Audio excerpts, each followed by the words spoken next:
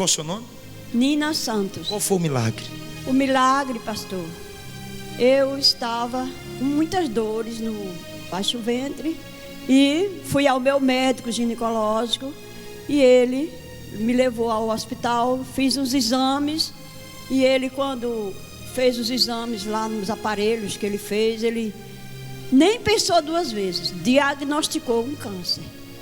Diagnosticou o câncer. Um câncer. E eu, na mesma hora, eu disse para Deus que eu não aceitava, mas eu disse só para mim, né? Eu e Deus.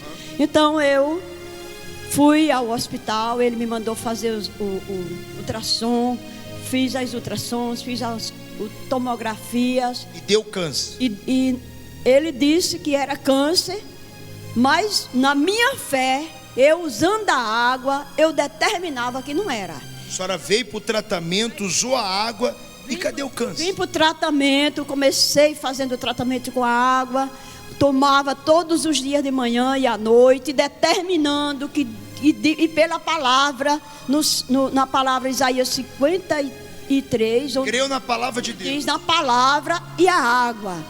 E agora? Todos os exames, fui receber a biópsia, e quando eu levei a ele, ele disse: como foi que aconteceu isso? A senhora estava com câncer, era certeza que a senhora estava.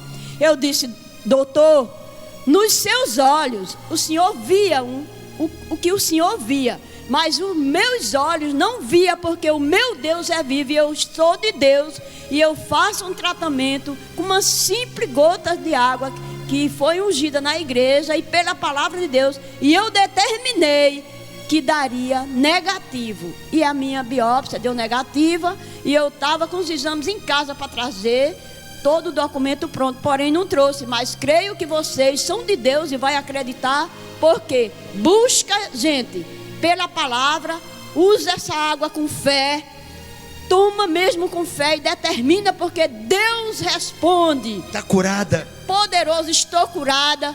De sapato alto, ando, não sinto nada, para a honra e glória. A senhora fez do jeito que eu falei. Fez do jeito que o pastor mandou. Acabou. Obedeça.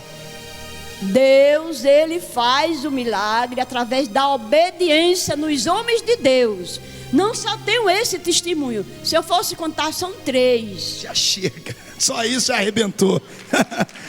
Para Jesus bem forte.